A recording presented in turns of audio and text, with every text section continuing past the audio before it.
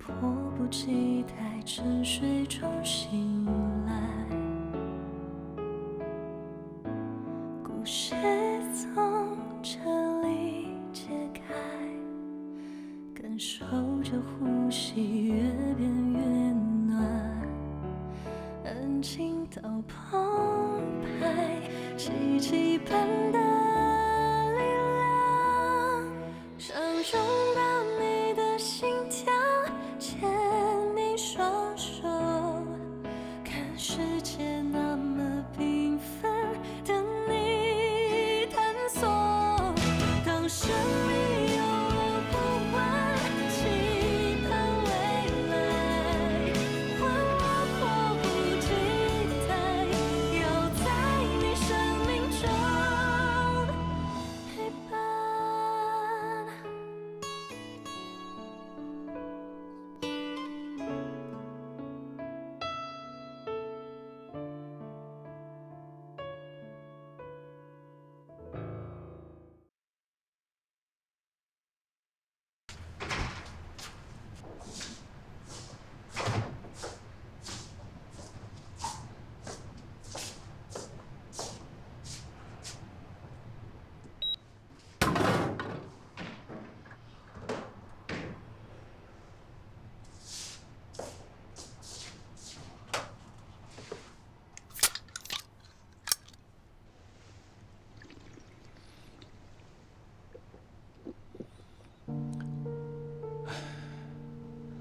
你说你们为什么会选择做妇产科医生呢？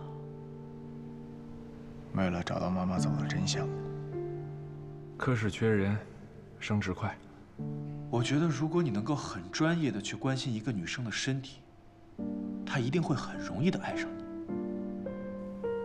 但是我没有关心好你，这是对我倾覆太多的报应。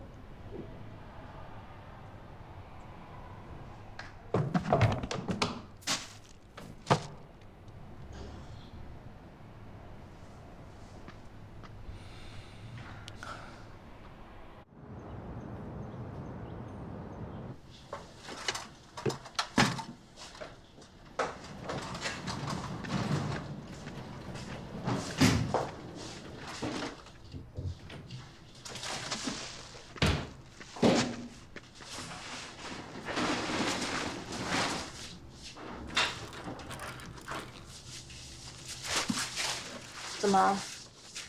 今天看你不嬉皮笑脸的，倒是有点不习惯，心情还不好？笑不出来。没看出来，对你的打击还挺大呀。你们都说我来临床就是镀个金，以后专心学术。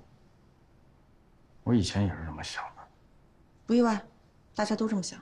但是昨天的事情给了我一个巨大的教训：临床不是闹着玩，一点点的失误，不管是手术的失误，还是检查的失误，哪怕是沟通的失误，都有可能酿成严重的后果。尤其是在妇产科，一个母亲孕育生命的过程充满着期待跟希望，一个小生命的诞生承载着很多未来。那是当然的。为了那些母亲跟孩子，我绝对不能当临床上的菜鸟。师姐，从今天开始，我要真正成为你的学生。我一定有一天会让你觉得，刘念白特别强。我去接产妇了。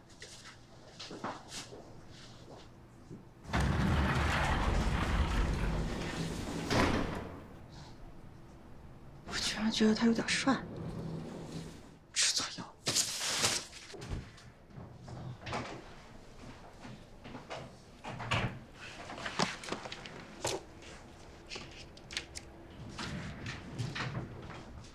林医生，你是来告我的吗？你要告我就告我吧，别再来纠缠我了，好吗？不是，你看，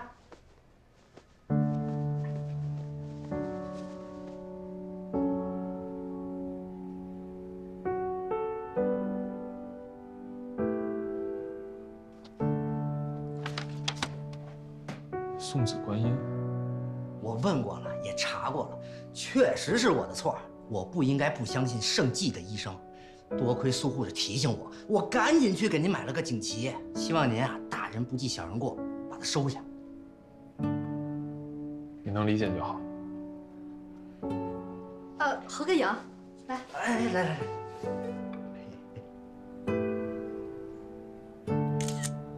好了。李医生，太谢谢你了。客气。那我不打扰了，我得照顾我媳妇儿去了。好，再见啊。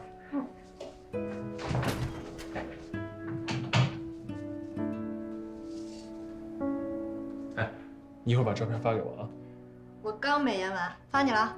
我先忙去了。哎，等一下。谢谢你啊。应该的。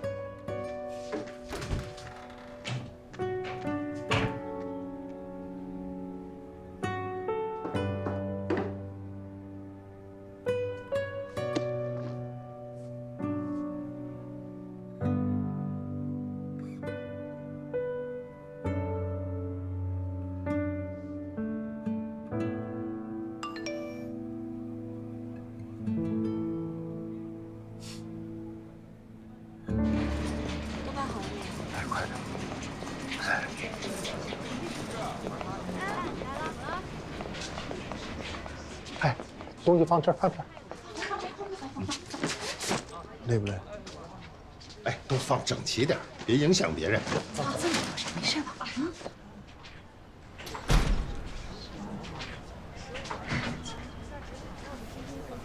哎，小同志，你好，我儿媳妇快生了，你赶快给办理一下住院吧。等一下，给我个登记表。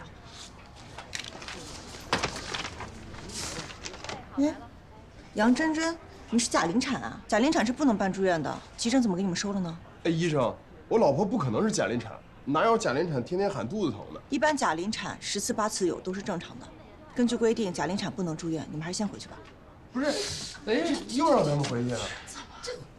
小同志，我还是希望你能本着科学和负责任的态度为我们办理住院。刚才我跟急诊的同志们说了，我们已经被赶回去3次了，这次不可能是假的，我们必须住院。对，必须住院。住院。那这样吧，我再给他做一次全面的检查，你们稍等。行了，起来吧。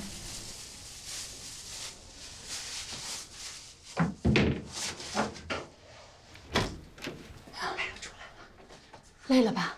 来，快坐下来喝点水，当心啊！坐一下。确认了，还是假临产。你的宫口根本就没有开，而且肚子也没有发硬。你感觉到的疼是有规律的吗？有没有越来越强的感觉？我觉得是有规律的，但是越来越强倒是没有。所谓的有规律，就是每间隔5到6分钟一次，而且肚子感觉发硬发紧。哦，这个就叫有规律啊！我以为我每天晚上肚子疼就叫有规律呢。你已经回去过3次了，医生应该告诉过你真临产的征兆：有规律的宫缩，感觉越来越强，间隔时间越来越短，或者是见红和破水。有这种征兆的，你就可以来医院了。我真的判断不了啊，医生，我害怕。我看到有些人都来不及去医院，就把孩子生到车上了，太尴尬了。我就不想让别人说以后我的孩子是在车上生的。你是初产妇，第1次没那么快的，有些人要生2、3天呢。哎呀，你们这是什么医院呢？你说我们每次一趟一趟的来，可你每次都让我们回去，这不是折腾人呢吗？根据医院规定，假临产是不能够住院的，而且我们的病房已经满了。等到你真临产的时候，就算在走廊里面给你加床，我也要收你。但现在真的没有必要。你们回去吧。行了，先回吧。来，把刀拿来，慢点啊。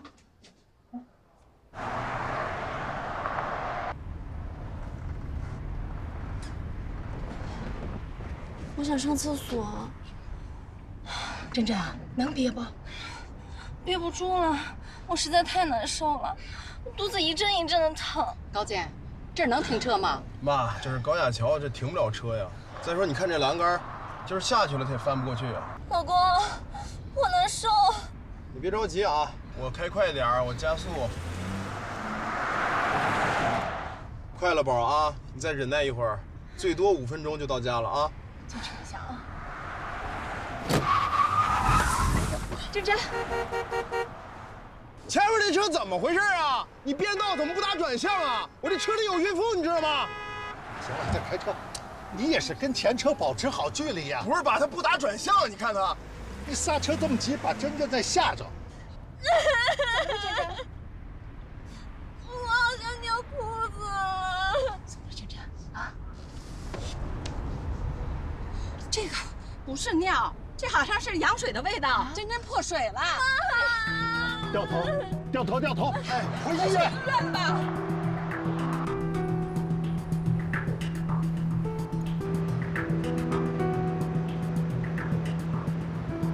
这时候怎么能堵车呢？这可怎么办呢？再耽搁下去，这羊水流光了，孩子就该缺氧了。早听我的，住酒店不就没事了吗？都怪你，还嫌酒店脏。咱们带了这么多的消毒湿巾，这都擦一遍不就没事了吗？不是我哪知道会突然之间破水啊？况且医生不是说要生也得个2、3天吗？那他也没说随时会破水啊。要我说呀，就怪那个医生不顾病人死活。珍珍和孩子如果有什么不好，我跟他没完。妈，你少说2句吧。就是，你这个时候抱怨有什么用啊？那羊水好像越流越多了，怎么办呀？妈，快点吧，怎么办呢？没办法了，咱只能走自行车道了。那你这是违反交通规则啊！罚就罚吧，这时候管不了那些。快走，快走，快走！快点吧，孩子的命要紧呢。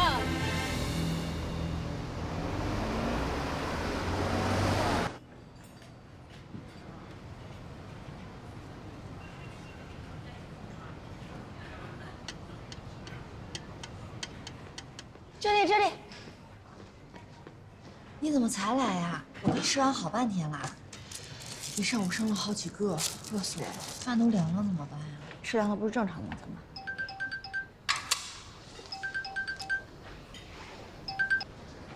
喂，袁真真又回来了，她是假临产回来干什么？破水了。等我。假临产的破水这么快吗？我也得去。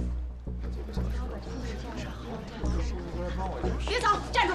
哎，我都跟你说了，我们是真临产，你就不相信，非让我们回去，结果半路羊水就破了，这样找你算账呢。哎，亲家母，松手，冷静点，咱们要讲道理。亲家母啊，你跟他讲道理有用吗？你们先别着急，能让我先进去看下情况吗？不行，你连真假临产都分不出来，你进去不是害了我女儿吗？这样吧，我也是妇产科的医生，我去接生可以吗？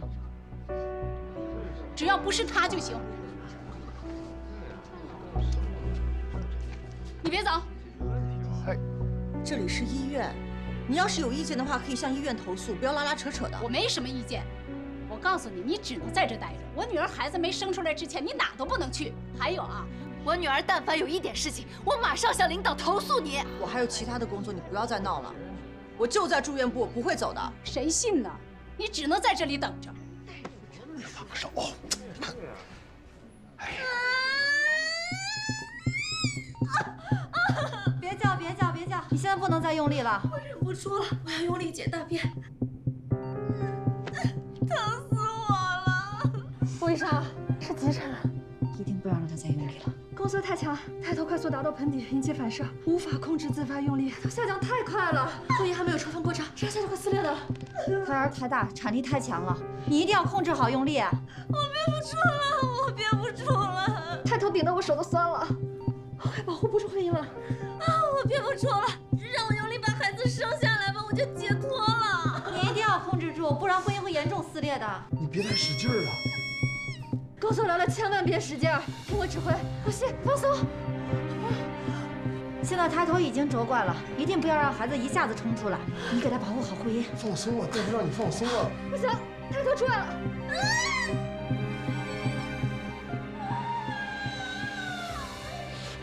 别怕，别怕。你怎么了？相信医生。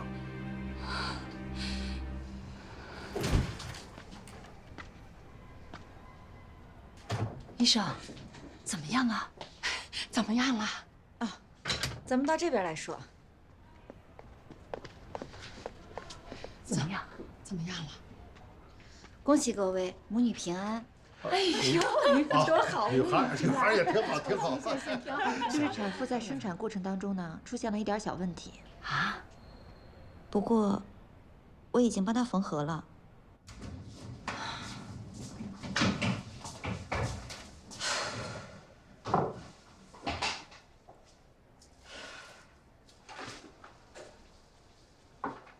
我听护士台忌口，你就知道你肯定没有时间吃饭。下来。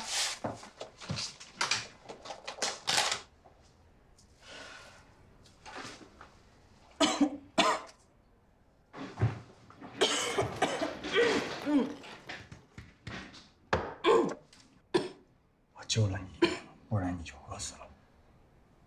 你是不是要对我以身相许？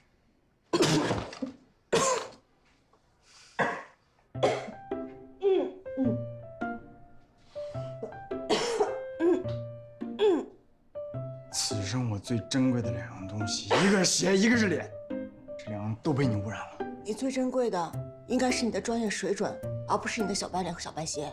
你怎么知道我专业水准不行？你的临床，临床只是专业水准之一呢。你敢跟我评学术吗？我有什么不敢的？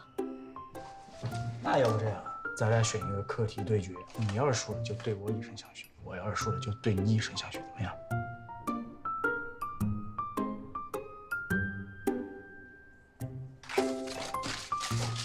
吃饱了。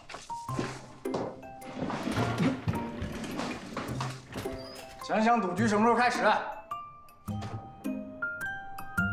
下针的时候要小心点啊。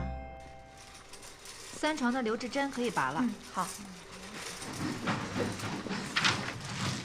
来，喝杯奶茶。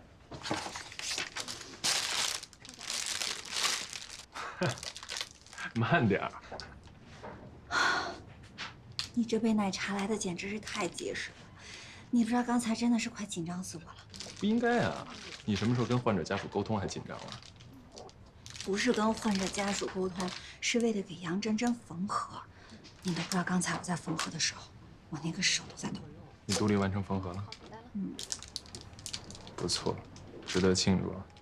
这有什么值得庆祝的？你独立早就可以完成了。你都不知道我鼓足了多大的勇气，我才能给他缝合。好在结果还是不错的，我战胜了我自己。谢谢你，之前帮我练习了那么多次。该庆祝还是得庆祝。这样，晚上我订地吧。又好吃的。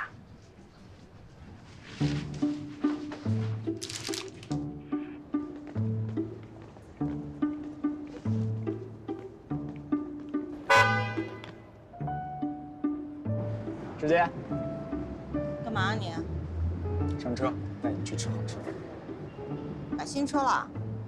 你家离医院那么近，买车干什么？钱都是烧的。为了追女孩啊，没车带女孩出去玩多不方便。那我不妨碍你追女孩了，坐地铁了。哎，我就是，哎，师姐。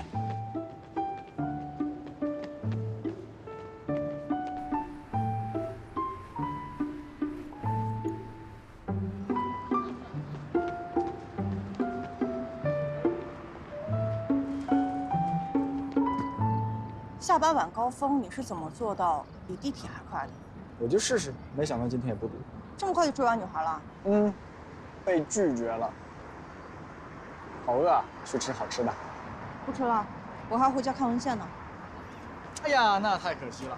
本来想跟师姐讨论讨论我国外导师的最新研究成果。去哪儿吃？这个我得拍下来。这也太新鲜了。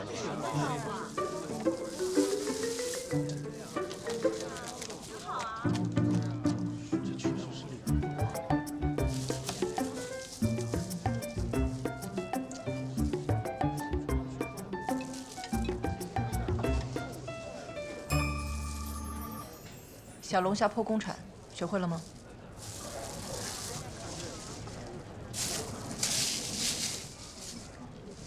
拍一下。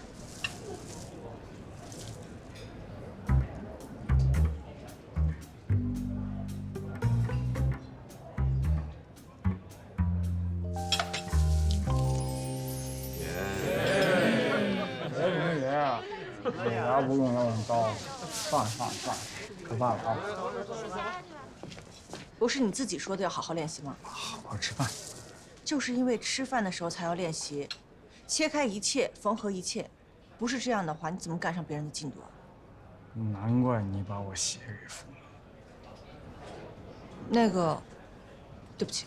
没关系，说不定以后把鞋缝在一起会是一种新的收藏风。在说什么？哎，你刚刚说的最新研究进度是什么意思啊？这个主要是在胚胎筛查方面，尤其是有遗传病的夫妻，怎么能让他们的孩子也得遗传？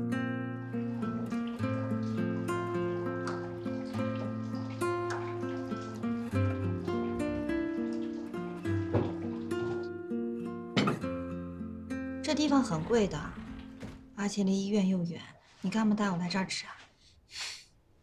这是我第一次单独请你吃饭，必须隆重一点。不至于吧？我不就单独做了一次缝合吗？当然至于，因为你值得。那我就不客气了。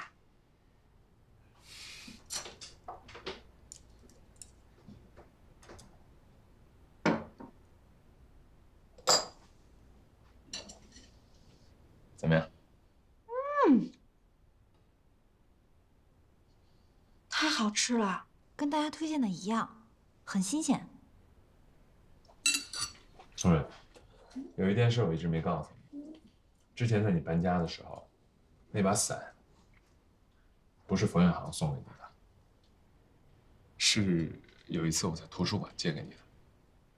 啊，真的？那个时候我的室友老乱拿我的伞，拿了又丢，一把一把的，我嫌买了太浪费，我就在伞的底下刻了一个 L， 力的大写字母。天啊，我真的一点印象都没有了。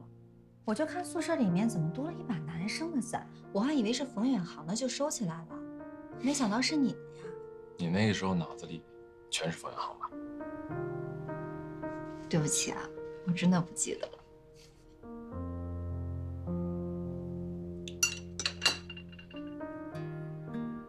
宋蕊，你说我们当初在选错伴侣的时候，是不是忽视了别的选择？如果当时能多考虑一些别人，也不至于一条道走到黑。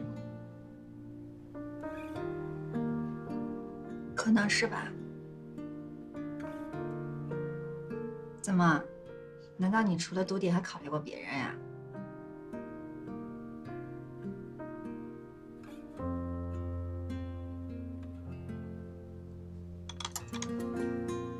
这顿饭我们 AA 吧。干什么？嫌我付不起啊？我不是这个意思，无功不受禄，我干嘛好端端的宰你？ AA 那是老外那一套搞法，有能力的男人不会让女人花1分钱的。快吃。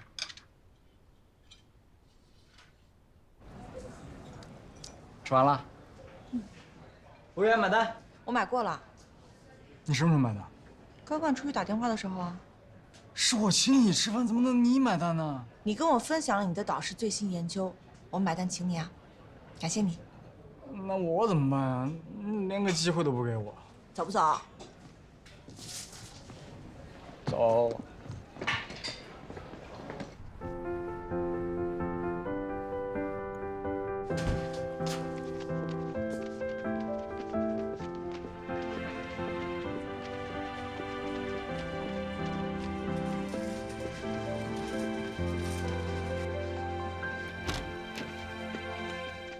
哟，这么多人啊！田主任，听说田主任今天来查房，我们是特意来等的。啊，有什么问题吗？我们家闺女肚子疼，进医院3次，哎，就她说我们是假临产，非要赶我们回去，结果还没到家呢，这半路上就破水了，一路堵车，我们赶回医院进了产房，可是孩子太大，把我们闺女弄伤了。是啊，要不是我儿子开车走自行车道，没准连孩子都保不住了。你说这事儿干什么呀？怎么回事？他们来住院，征兆是假临产，我就给他们说了注意事项，让他们回去了。谁知道在路上就破水了。你还敢说是假临产？你这叫误诊，你知道不知道啊？亲家母，别激动，别激动啊，冷静点。田主任，这孩子呀比较大，我们一直是知道的，所以慎重起见，一有反应马上就来医院。可是，这位小医生他坚决不肯收我们。我们不是来闹事儿的，就是想找一说法。希望您啊能重视这个问题。就是，好，你们呢也别太着急，我先了解一下，一会儿给你们一个答复，好吗？好。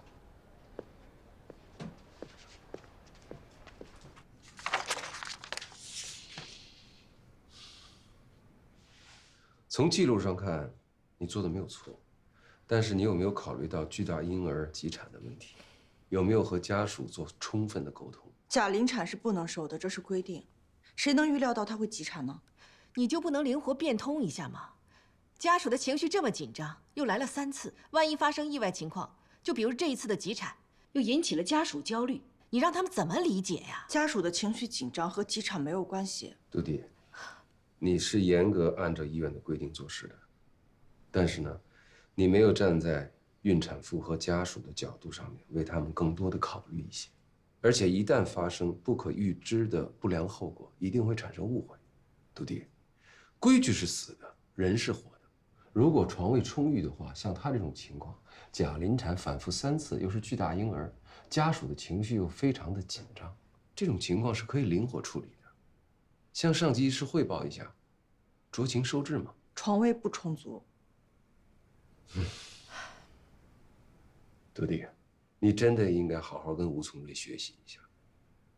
作为医生，不光是要抚慰患者，也要抚慰家属。我看我这么教育你也没有什么意义。这样吧，你现在就去跟家属道歉，取得他们的原谅。如果他们不原谅你，我就扣你奖金。那您直接扣我奖金吧。不要扣，他马上就去道歉。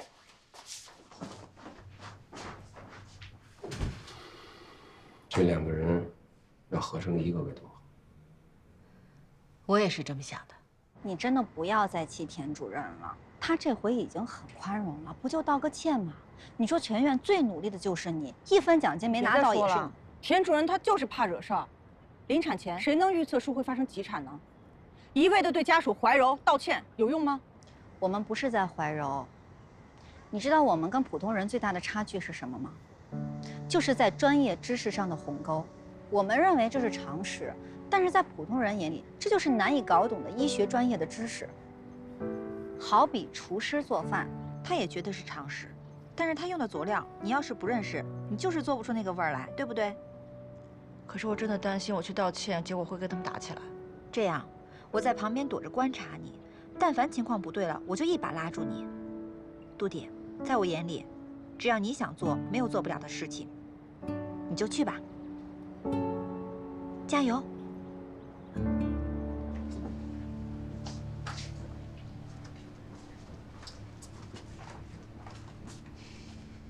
要打就打，要骂就骂，我的诊断是没有错的。小同志，我们既不会骂你，更不会打你，家人都在里头，我不会让他们出来的。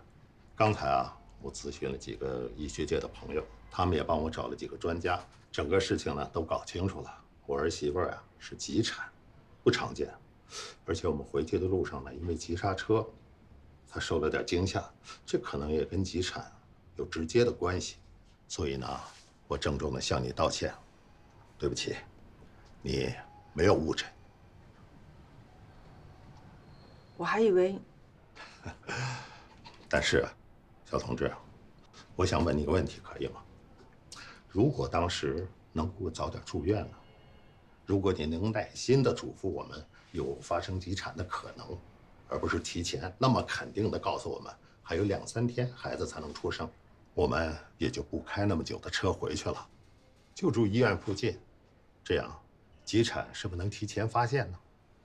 我们家孩子也不会遭这么大的罪了。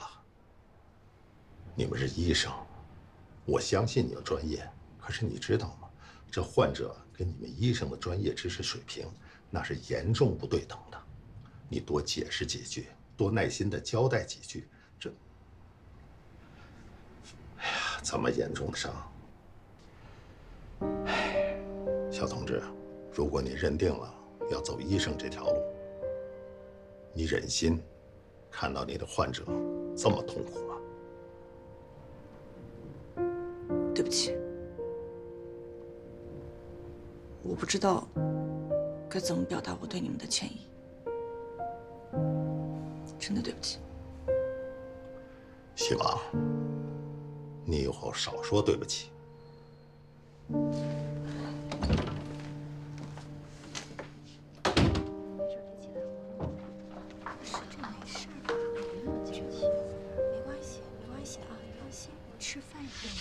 他跟你说什么了？我看他也没骂你，你怎么了？可能这次我真的做错了，还杨真真受了不该受的罪。杨真真是受了很多罪，但是田主任把这件事情全都怪罪在你头上，我觉得那也说不过去。如果病房的床位不是那么紧张的话，谁会在那盘算该收谁不该收谁呢？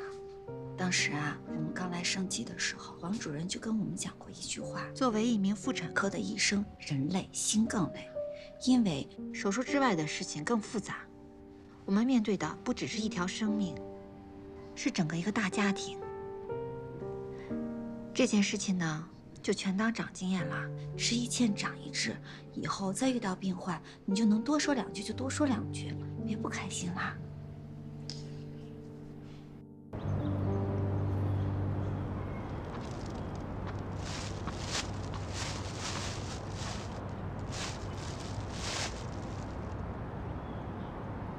干什么？别烦我。Нет。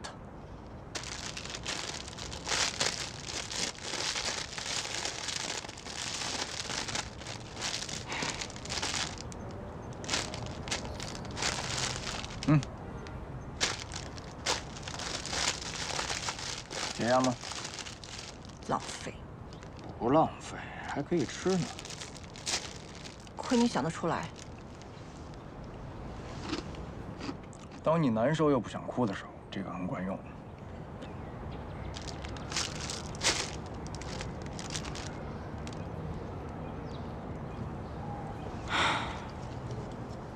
我今天才感觉到，原来别人不骂你，比骂你还让你难受。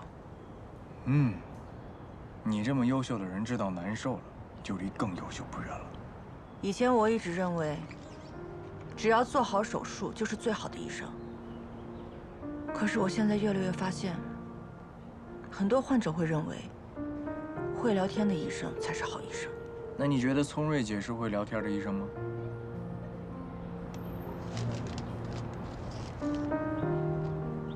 那你为什么不能做一个又会做手术又会聊天的医生呢？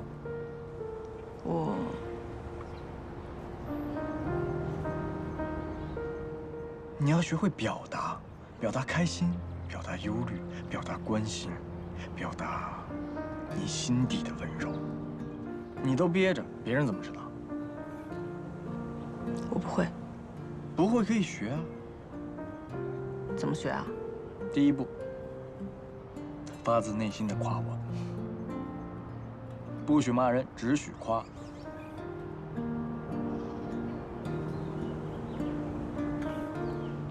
你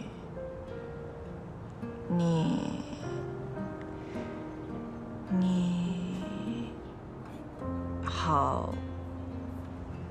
说呀。你好呗。就这。哎，你这不过关，回来重新说。谢谢，没事。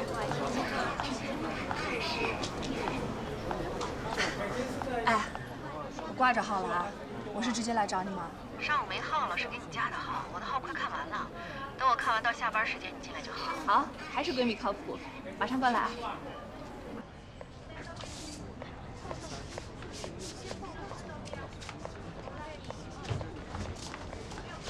你好，你好，你去那边等一下啊，谢谢啊。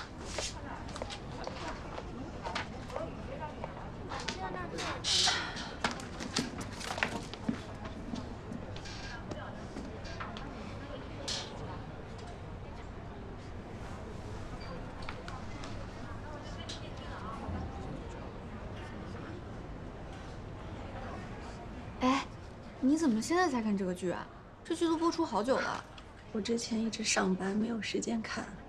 现在呢，怀了孕了，休了长假在家里，我就想着把以前播的火的戏啊翻出来看看。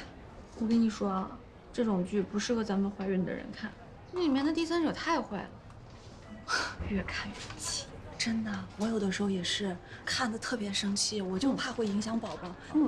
但是我实在是太想知道那个第三者的下场惨不惨了，忍不住啊，就一集一集的接着看。你说咱们看这种剧，一眼就能看出这里面这个女孩不是个什么好人，还那么的矫情。哎，但是男人可不这么认为啊。我跟我老公一块看这个剧的时候，他居然说这个第三者善解人意，男人喜欢很正常，给我气的，我当时差点跟他分手。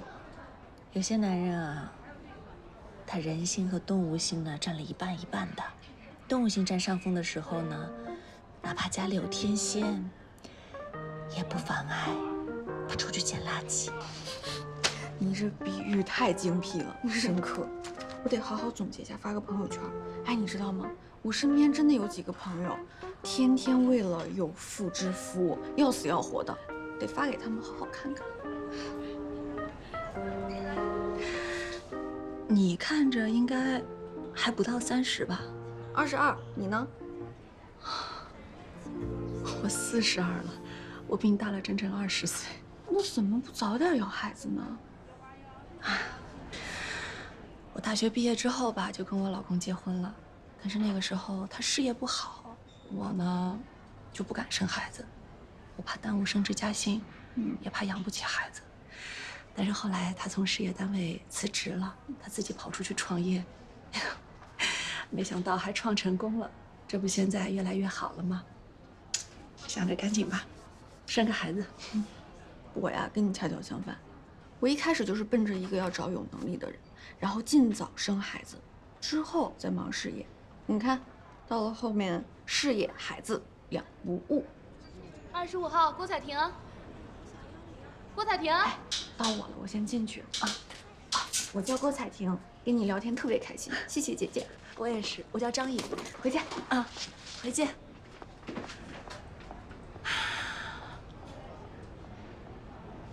25号，哇，一个上午看了25个病人，我这闺蜜真的是铁打的。一切正常，不过你的生育服务证得赶紧办了。我知道了，我知道了。我老公最近太忙了，再忙也不至于连照顾你的时间都没有吧？再说，你的孕期保健、生育保险都需要生育服务证，如果想在盛季生，恐怕是不能再拖了。好的，你可以进来了啊。好吧。那黄主任，我就先走了。再见。哎，姐姐，我还以为我是最后一个呢。啊，黄主任的好抢手嘛。你看完了？看完了。哦，那我先走了。好，拜拜，再见。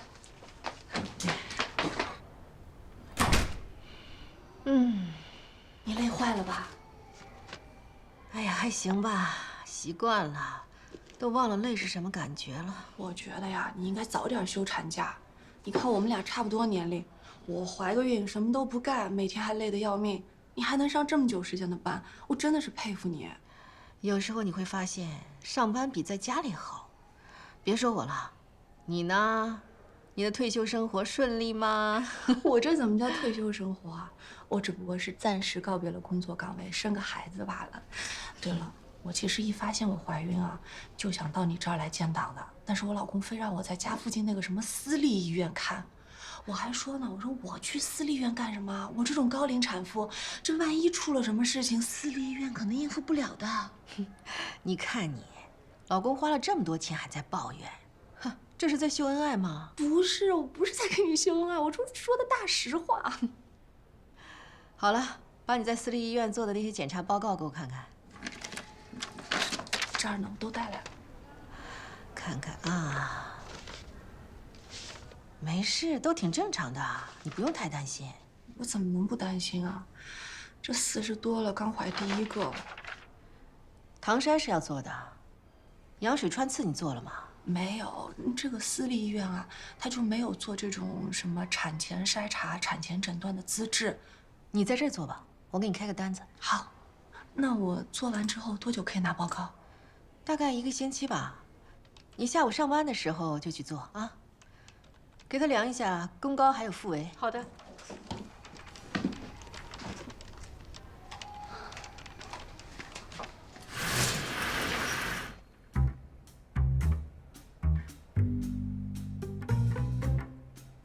你就不要自取其辱了，我是不会输的。要是你输了怎么办？要是你输了，就帮刘念白做1个星期晚饭。That's good idea。你闭嘴。要是你输了，就图3天的死亡芭比封口。哎，这是怎么理起来的？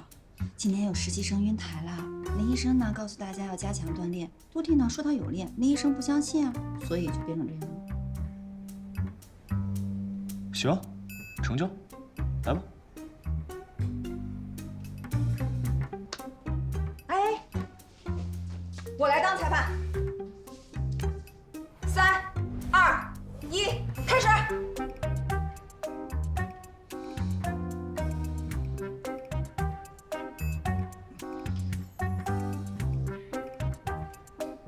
加油！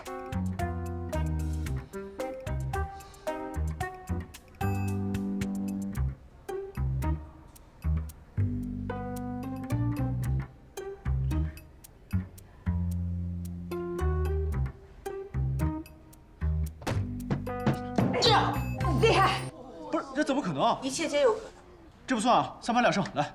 裁判，犯规少来啊！哎，林医生，这就是你不对了，要输得起，你说是吧？输呗，不就涂个口红吗？涂呗。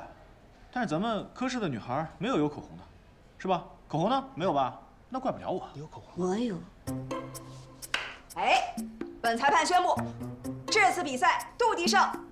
现在本裁判要履行职责，对败者进行惩罚。来，林医生，你放心，我会涂得很温柔的。